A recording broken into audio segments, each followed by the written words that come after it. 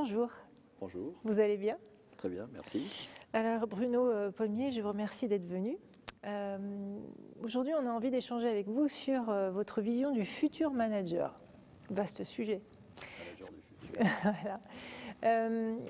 Pour commencer, peut-être ce qui serait intéressant, c'est de pouvoir situer votre périmètre d'action, ce qui permet de comprendre un peu votre vision du management et du manager. Et puis après, on va se projeter un petit peu, on va prendre une boule de cristal et on va essayer d'imaginer ça. D'accord.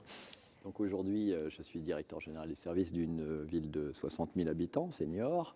Donc j'ai 1200 collaborateurs dans la collectivité. Mais je suis aussi assez impliqué dans la vie intercommunale. Je suis à l'écoute et attentif à la vie de la communauté d'agglomération de New York, un peu plus de 120 000 habitants depuis 8 ans.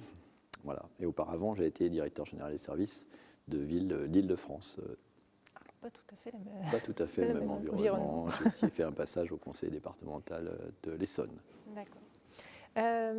Votre vision du management, déjà en l'état de ce qui existe et de ce que vous vivez au quotidien?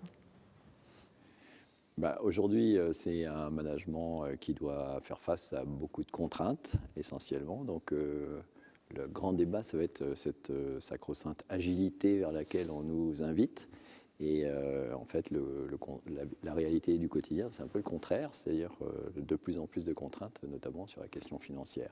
Mais ça ne peut pas être une fatalité, ça ne l'a jamais été pour moi. Je n'ai jamais considéré que le tissu de contraintes devait nous empêcher d'agir. Au contraire, il faut essayer de trouver les espaces. Entre le marteau et l'enclume.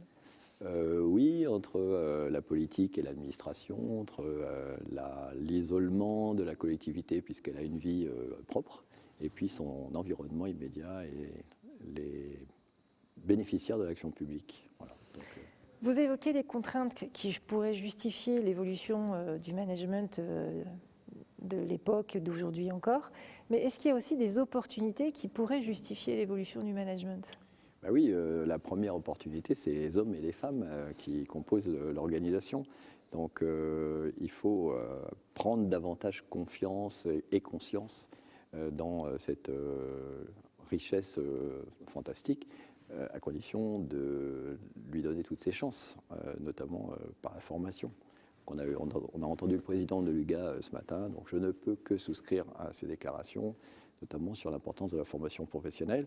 Alors, il a mis l'accent sur l'ascension professionnelle, les parcours d'ascension sociale. Mais il y a aussi la question de la formation tout au long de la vie, puisqu'on a des collaborateurs qui vont avoir des carrières de plus en plus longues. Et dans certains cas, il faut qu'on puisse les accompagner, y compris sur des tâches qui sont physiques. C'est le cas en commune.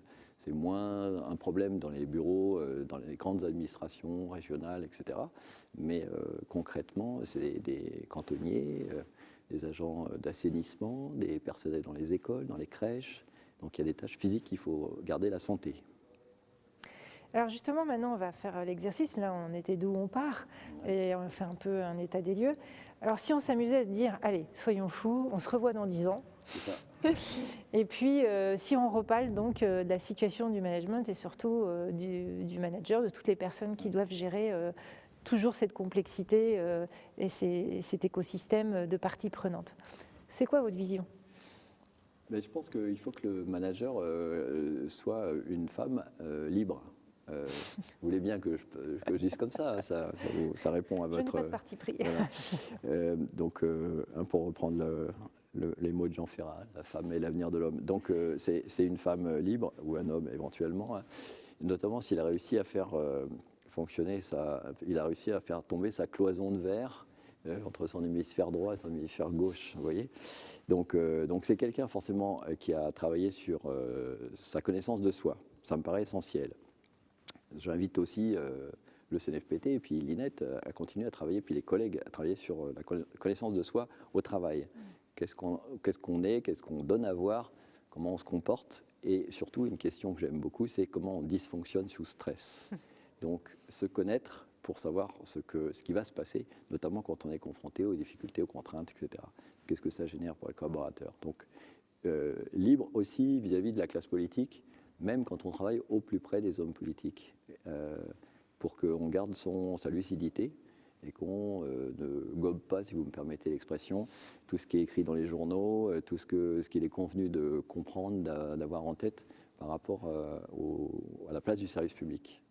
Par exemple, on a le droit de ne pas gober tout ce qu'on entend sur le volume de la fonction publique en France et prendre un peu plus de recul et regarder ce qu'ils font. Donc ça me permet d'enchaîner sur un deuxième aspect, qui est qu'aujourd'hui, on ne raisonne la fonction publique ou la sphère publique comme un coût, que comme un coût. Personne ne se pose la question de ce qu'elle apporte.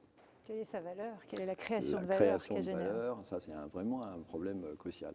Alors, donc pour moi, le manager du futur, c'est quelqu'un qui aura réussi avec ses pairs, avec les organismes comme le CNFPT et d'autres, l'université peut-être, à mieux expliquer ce que produit la collectivité qu'il sert. Voilà.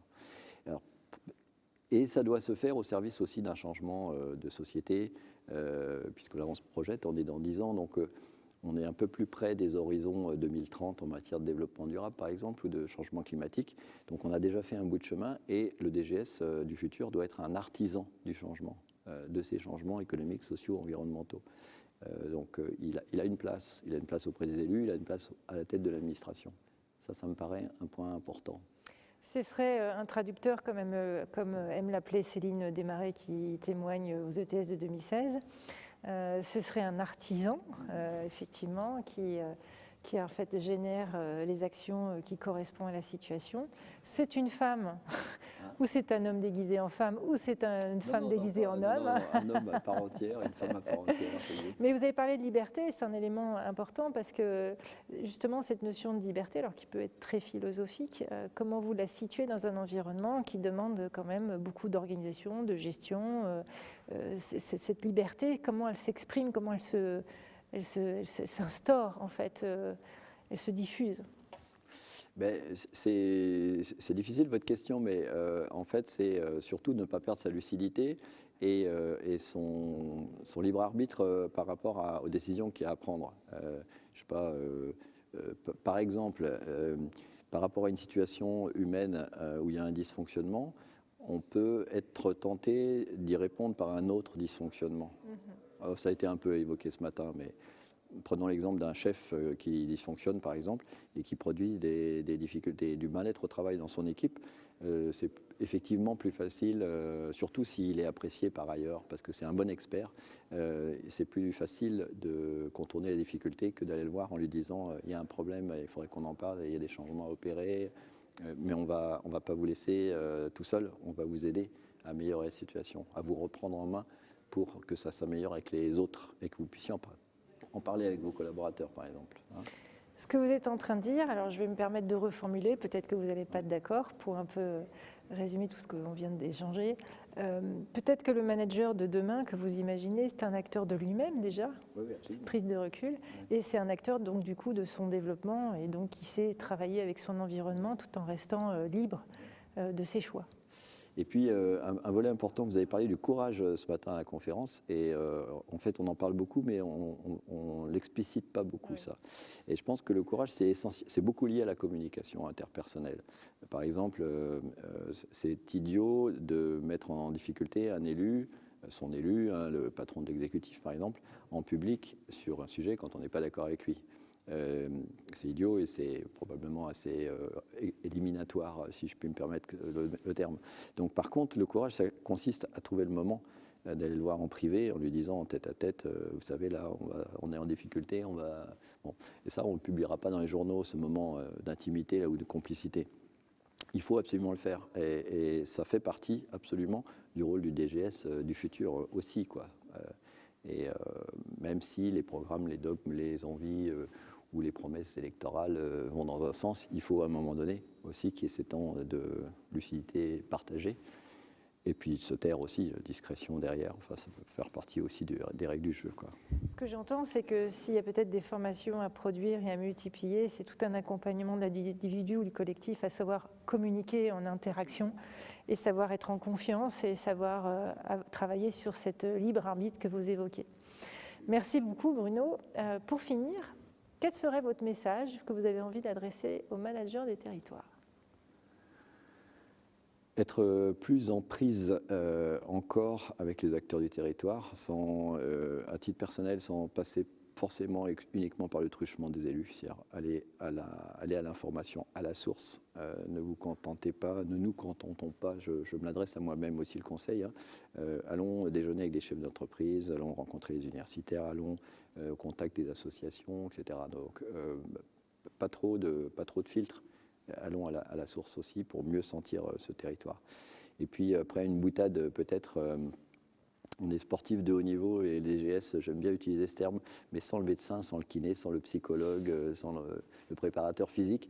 Donc il faut s'occuper de soi, hein, se maintenir en condition opérationnelle, comme disent les informaticiens, et puis penser demain une organisation plus agile, mais il faut penser qu'elle aura besoin d'un ergothérapeute. Parce qu'elle aura aussi comment dire, difficultés physiques, des tensions, des courbatures. Il lui faudra faire preuve aussi beaucoup d'énergie, donc il faut travailler aussi là-dessus. Donc il faut entretenir. Et on aura toujours besoin de managers. On a une fin de manager FAIM, des managers modernes pour ces organisations agiles. Donc tous les managers ont un avenir. Absolument. Merci beaucoup Bruno. Je vous en prie. À bientôt.